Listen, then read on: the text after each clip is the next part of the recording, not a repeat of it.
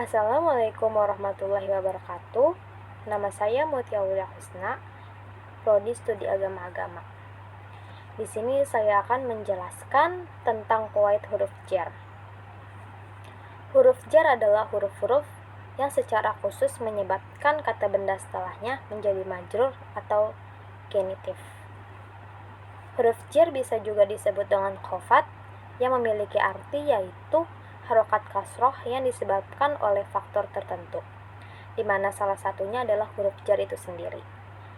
Huruf jar juga memiliki karakteristik tersendiri dalam struktur bahasa Arab, yaitu huruf jar hanya masuk pada isim, dan isim yang dimasuki oleh huruf jar wajib berharokat kasroh atau dalam istilah ilmu nahwu juga disebut dengan majrur. Jumlah huruf yang terkenal huruf jar itu ada 20. Dan di sini saya akan menyebutkan yang paling terkenal saja, yaitu min, fi, ala, an, ila, ba, rubba, ta, waw, lam, dan kaf.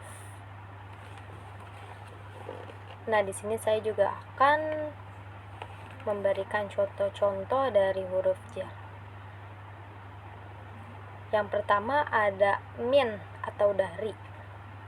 Min atau dari ini dibagi menjadi beberapa. Yang pertama ada at-tabaidu atau sebagian, yaitu menunjukkan sesuatu adalah bagian dari keseluruhan. Cirinya adalah boleh mengganti dengan kata ba'du. Contohnya ba'du minan nas, sebagian dari orang-orang. Jadi contoh dari at-tabaidu itu ada di ba'du. Yang kedua ada ibtidaul ghoyah atau permulaan batas. Nah, permulaan batas ini dibagi lagi menjadi 3. Yang pertama ibtidaul ghoyati fil makan, ya, atau permulaan batas dalam tempat. Contohnya siratu minal basrati ilal kufah, saya berjalan dari Basrah ke Kufah. Nah, contohnya dari ibtidaul ghoyah fil makan ini ada di minal basroh. Yang kedua ada ibtidaul ghoyati fi zaman, permulaan batas dalam waktu.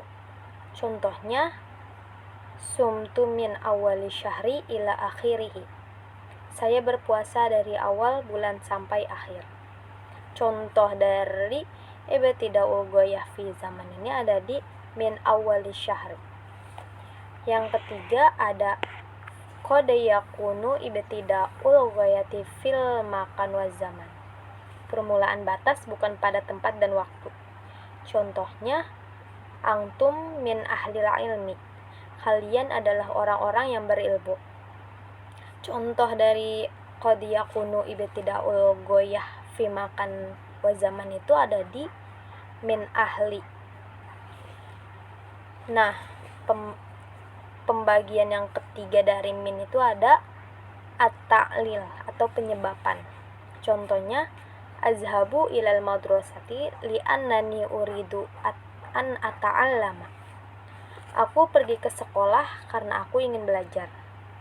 Contoh dari at-ta'lil ada di li'annani. Huruf jar yang kedua ada ila atau ke. Ila ini juga terbagi menjadi beberapa bagian. Yang pertama, intihaul ghayatil makaniyah atau akhir batas dalam tempat. Contohnya siratu min Makkati ilal Madinah, saya berjalan dari Mekah ke Madinah. Nah, contoh dari intihaul ghayatil makaniyah ini ada di ilal Madinah. Yang kedua ada intihaul ghayati zamaniyah atau akhir batas dalam waktu. Contohnya dzakartu minal fajri ilal isya, saya belajar dari fajar sampai isya. Nah, contoh dari intihaul ghayati zamaniyah ini ada di ilal isya. Yang ketiga ada intihaul ghayati fi ghairi dzalik atau akhir batas dalam selain tempat dan waktu. Contohnya kata batu ila zaidi, saya menulis kepada Zaidi. Nah, contoh dari yang intihaul ghayati fi ghairi zalik ini ada di ila Zaidi. Huruf jar yang ketiga ada an atau dari.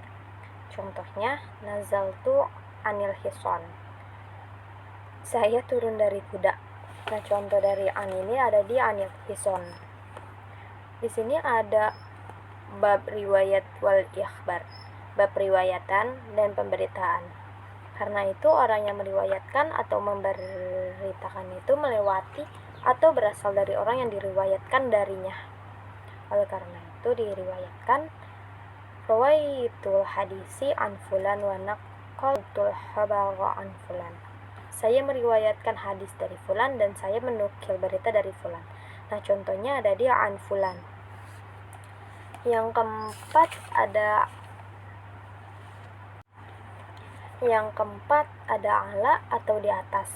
Nah, ala ini juga dibagi menjadi beberapa bagian. Yang pertama ada al-isti'la'ul hisiyah atau ketinggian yang indrawi. Contohnya, kullu man 'alaiha fan. Semua yang di bumi itu akan binasa. Nah, contoh dari al-isti'la'ul hisiyah ini ada di 'alaiha. Yang kedua ada al-isti'la'ul ma'nawiyah atau ketinggian maknawi. Contohnya, ulaika 'ala hudam mir rabbihim. Maka itulah yang tetap mendapat petunjuk dari Tuhan mereka. Nah, contoh dari al-isti'la'ul ma'nawiyah ini ada di ala. Yang ketiga ada al-ma'iyah atau kebersamaan. Contohnya, faja'athu ihdahuma tamshi 'ala istihba'i. Maka datanglah kepadanya salah seorang dari kedua wanita itu berjalan dengan malu-malu. Nah, contoh dari al-ma'iyah ini ada di ala istihya. Huruf jar yang kelima adalah fi atau di dalam. Fi ini juga dibagi menjadi dua bagian. Yang pertama, az-zarfiyah atau keberadaan di dalam. Contohnya, al-ma'u fil qubi. Air berada di dalam gelas. Nah, contoh dari az-zarfiyah ini ada di fil qub. Yang kedua ada at-ta'lil atau penyebaban.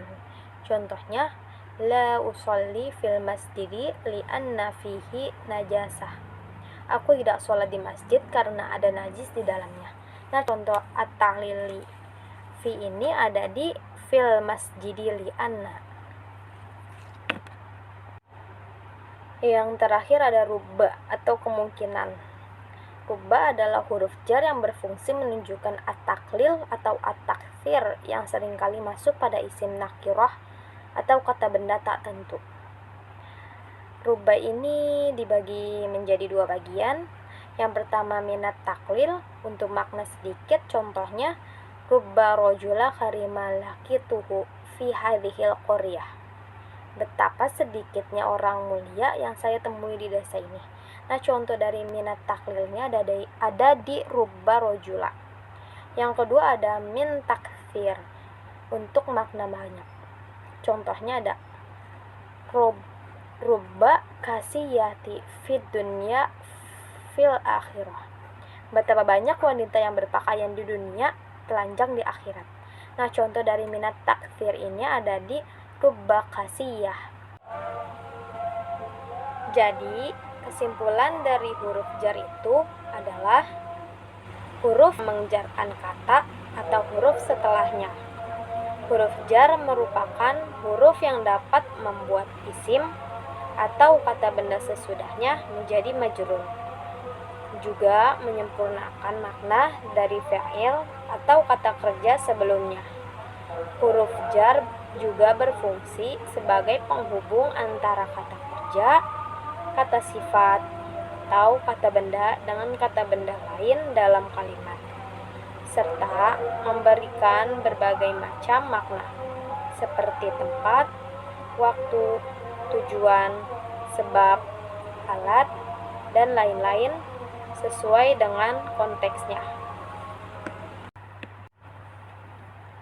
Sekian penjelasan qawaid huruf jar dari saya, kurang lebihnya mohon maaf.